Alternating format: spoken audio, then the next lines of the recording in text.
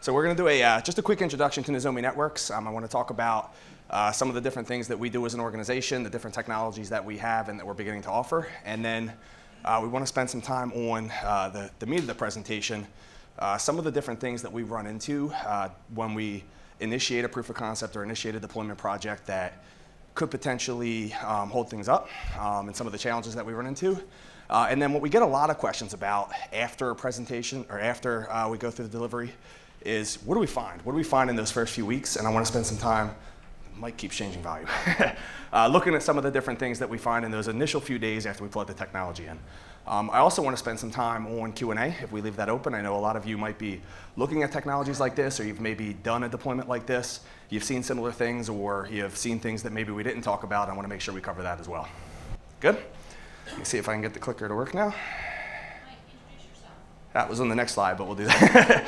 So my name is Michael Dugin. I am the Director of Sales Engineering for Nozomi Networks. So I'm going to be doing most of this presentation. I spend a lot of time with our customers going through the proof of concept process. I manage a lot of our delivery projects as well. So it made sense to come up and talk about some of the things that me and the members of my team see in the field. There we go. I think I just went over this, a quick overview of the material. We're going to talk about the organization. I want to talk about some of the use cases as well. What are the use cases in Nozomi technology, especially when you get beyond just the security use case? So we have use cases beyond security, looking at making sure that there's really good network visibility, making sure that we're helping to uncover operational issues as well. So I want to talk about some of those use cases, and we'll talk about some of that as we get into the findings also.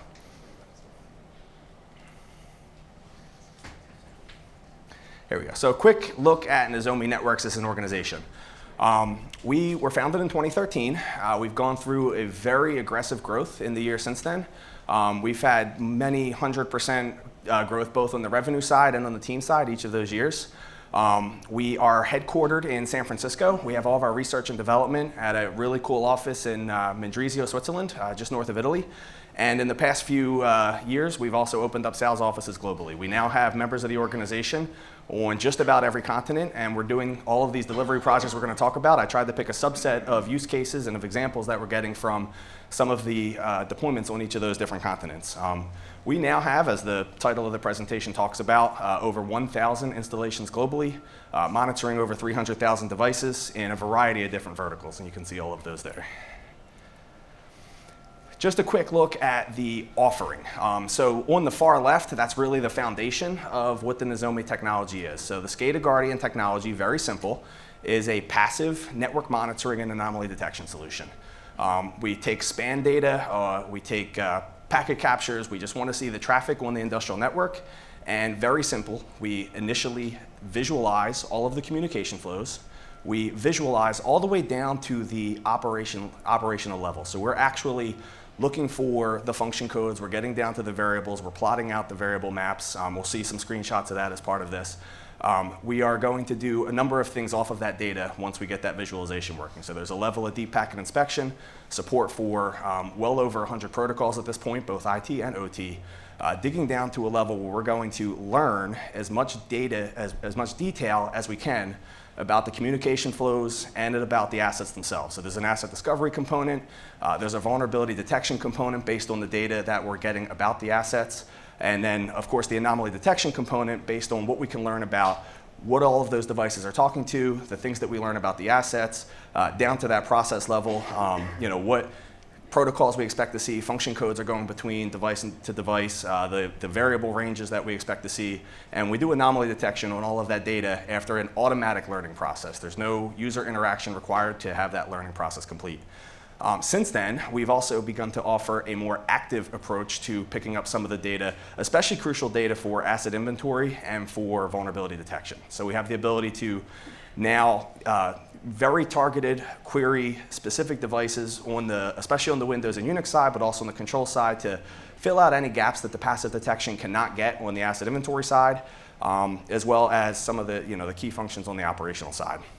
I'm going to talk about scalability when I get to the use cases, but we have a central management console that is able to bring all of the data that we collect from every individual sensor across Could be hundreds or thousands of installations across multiple continents into one single pane of glass to view alerts, to see all of that asset information, to organize all of the vulnerability detections, and put that all in one place so that you can see it all and act on it at a, at a central management perspective, at a SOC, at an MSSP, something along those lines.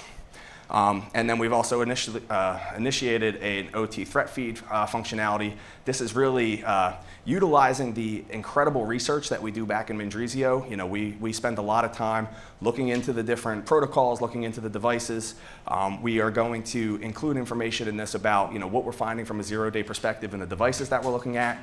We're also going to include in this more advanced ways for detecting the devices that may have vulnerabilities that don't automatically get detected in a CVE comparison, things like that. So there's a lot of additional functionality for the way that the product operates within that OT threat feed.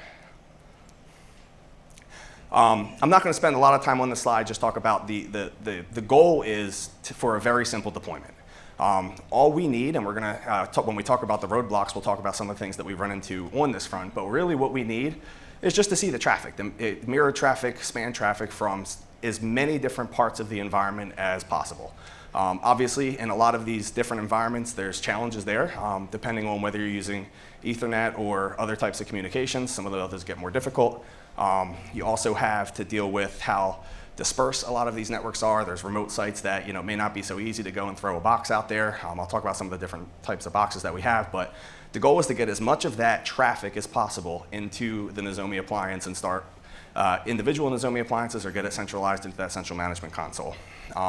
We can deploy typically all the way down to level 3, level 2 of the Purdue model. Hopefully get monitoring cables as far down as level 1 and watch as much of the, even the traffic down at the control level as possible.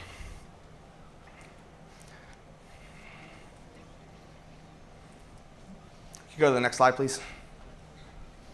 So real fast, just talk about some of the different use cases. Key one, operational visibility. And what we mean by operational visibility is not just from a security perspective.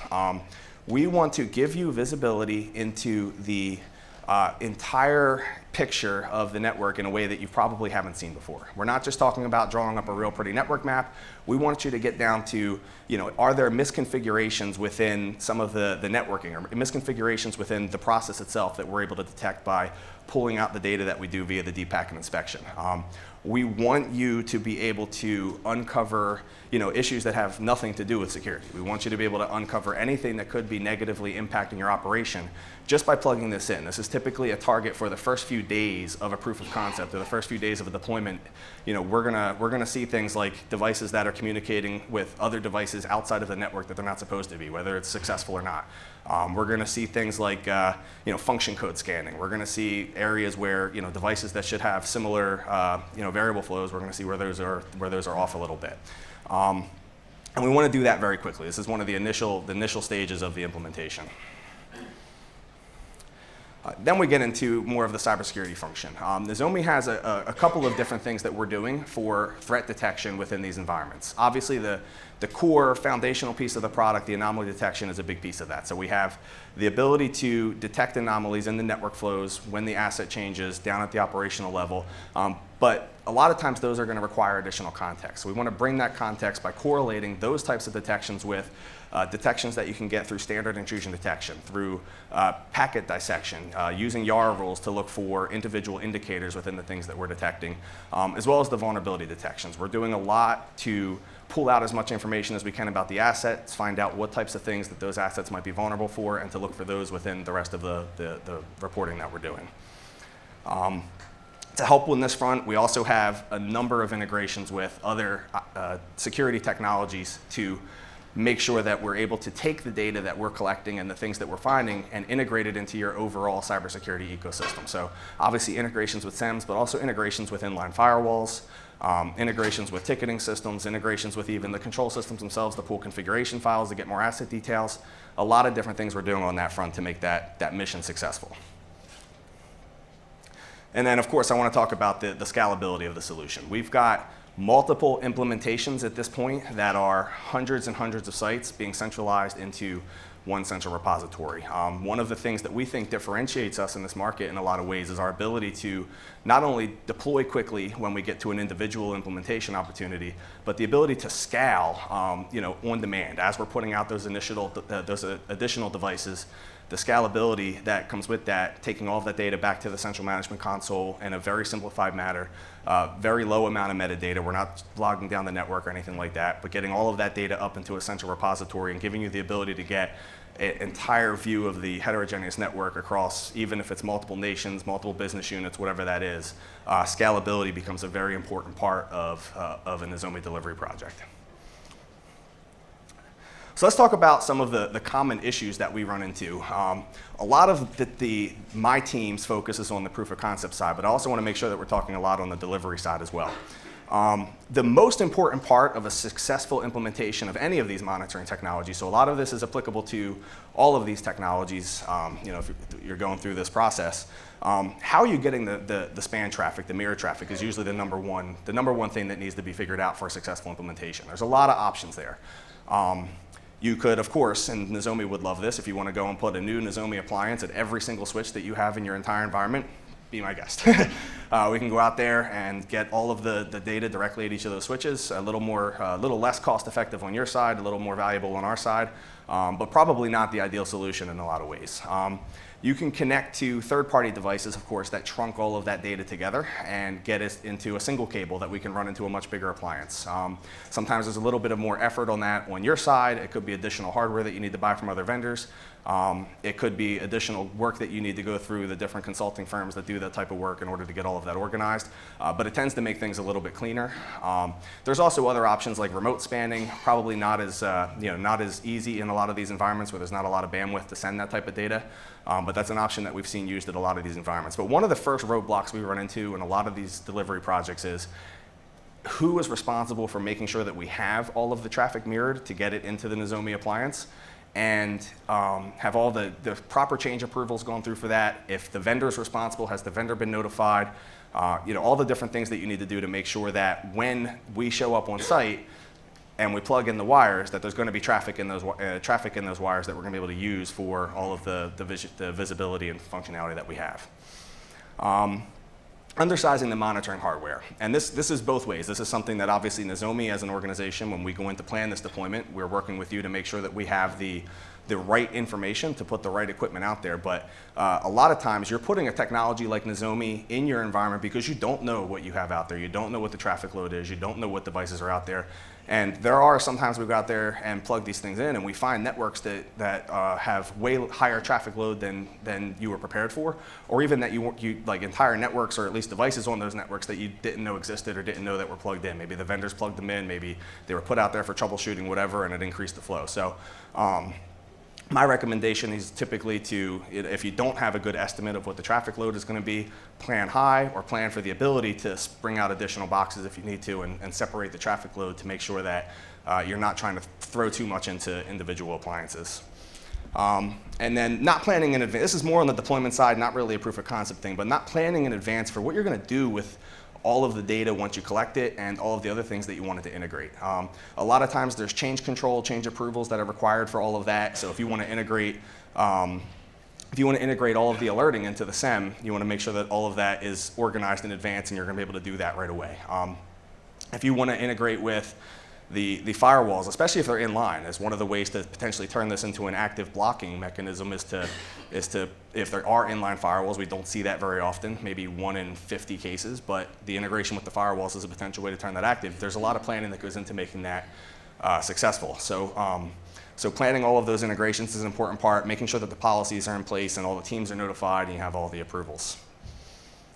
So let me move on then from there to what are some of the common things that we see when we get into some of these projects. So this is always a real good one. Lots of early devices connected to the internet. There's actually a visibility setting you can use that on our graphing mapping turns all of that red. So this is a cool representation at a low level, at a high level there of seeing devices attempting to reach outside of the level 1, 2 network, or even all the way out to the internet. We also have a thing that we can turn on that'll say whether those connection attempts are successful or not, but these are just examples of everything and anything in the network where there's attempts to reach out outside of the network or outside of the internet. One of the common surprises that we see on initial delivery projects is, wow, there shouldn't be anything attempting to connect to those networks, but we're seeing that the reality that we thought we had of that not happening wasn't true. We're actually seeing those connection attempts happening. Wide variety of OS and firmware versions, even on all the devices deployed together. This goes back to change control and asset management.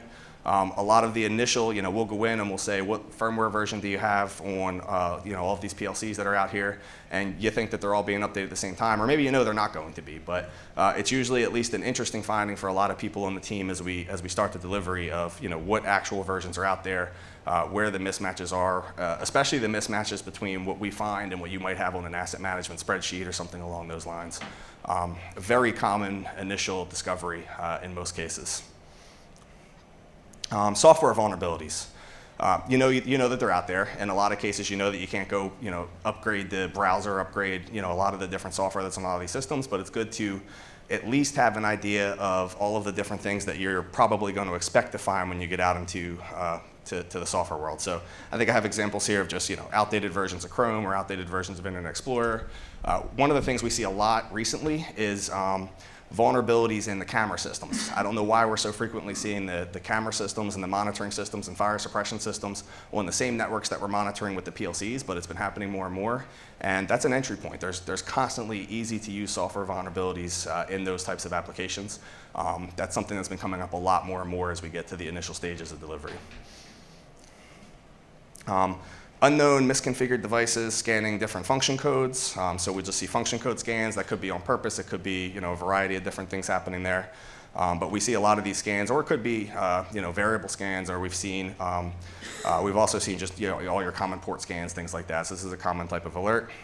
Unencrypted and weak credentials. A lot of lower end protocols. You start to see a lot of that. Obviously, you see FTP, things like that are constantly using those protocols. You're going to have that, but a very common alert that we see on some of the initial stages of the delivery projects. Abnormal device operation, misconfigurations. This is something that we see quite frequently. I can't tell you much about, when I'm in there doing a delivery project. This is something about what we're seeing on the screen for something like this is usually the operator needs to dig in and see, if we're seeing maybe some type of degradation, or maybe something doesn't match up on the process side. A lot of times it's just basic misconfigurations. We see a lot of things like function code doesn't exist alerts, trying to call a non-existing variable, or devices that have similar functionalities, but the variable ranges aren't matching up the way they're supposed to. Very common, and a lot of it comes back to a common theme. The initial days of a Nozomi implementation, we don't often even get into a lot of real security issues versus misconfigurations, operational efficiencies, the things that could help just improve the normal operation of the plant, before even really starting to dig in from a threat perspective and looking for actual security issues. It's a lot of just hygiene, cleaning up the environment, things that you can find during the initial. Do I have any more? And something that's not unheard of, and we'll talk about that now, is just an already infected network. This is not a common thing, but this is something that I would say maybe 1 in 50, 1 in 100, maybe even that's a little bit too high, but we get in there and there's already a bunch of stuff moving across the network. We get malware detection alerts, we get all kinds of alerts for just ugly things that you shouldn't be seeing.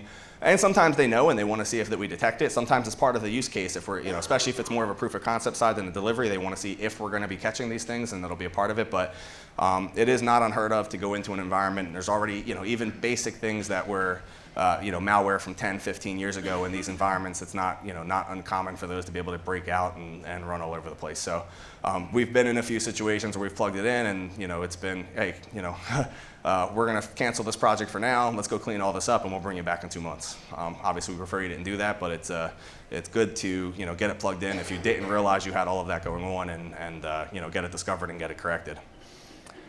So I think what I wanted to do is make sure that I left enough time, and we're down to about 8 minutes to go through some Q&A. So I think I got through most of the slides there pretty quickly. So I will open up to the floor. Any questions? can't see that well, so I'll call them out. So outside of vulnerabilities, misconfigurations, commodity malware, have you detected anywhere active threats, nation states or otherwise, and been able to detect and prevent that sort of threat? Obviously I can't get into real specific examples.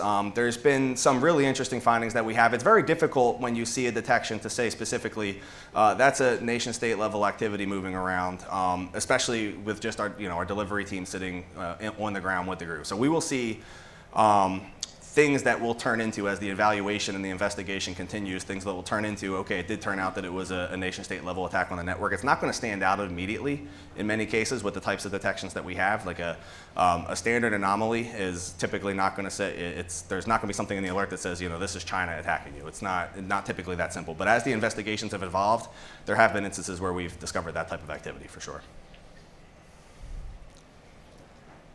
I still can't see hands, so maybe just Kim, if you want to look around and see if anybody's. I think you showed two passive vulnerability, passive scanners, and you said there was a difference. There was one that showed the gaps that the other one didn't. Yeah. So this passive and active. So the passive scanning, which is kind of the.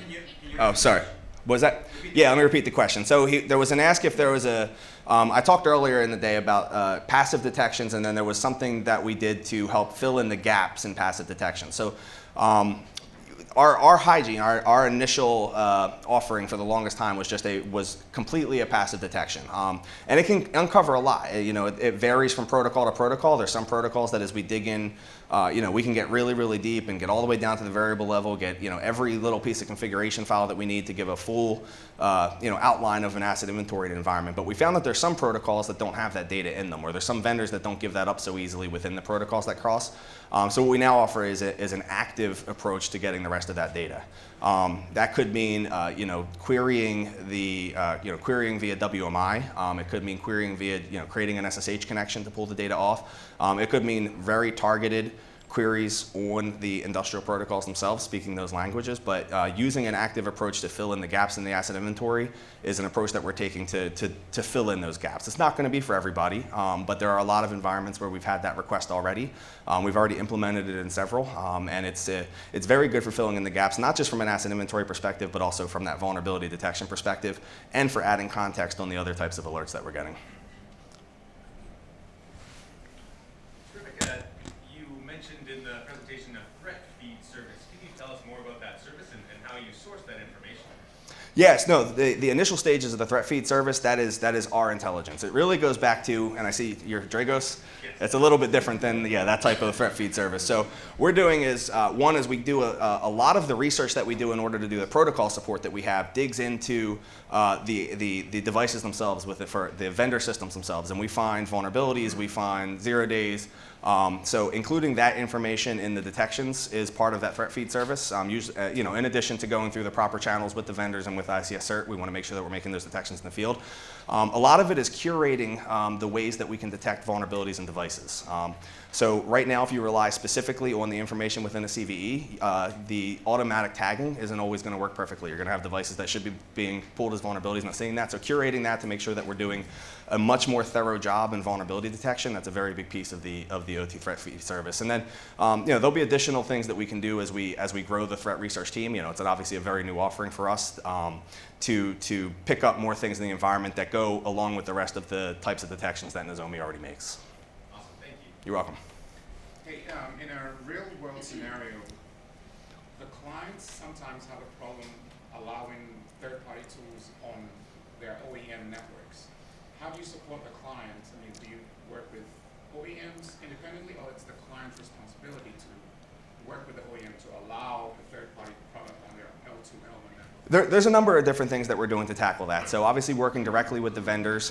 We did also just recently offer a containerized version of the Nozomi software. So you're going to see more and more that we're going to embed the containerized version of that software within switches and routers that already have access to those networks. It could be something, a monitoring tool for the OEMs potentially, that they already have access to those networks, and we can embed that containerized version into those networks. Beyond that, we'll go through whatever approval chain we need to potentially get the Nozomi appliance down there.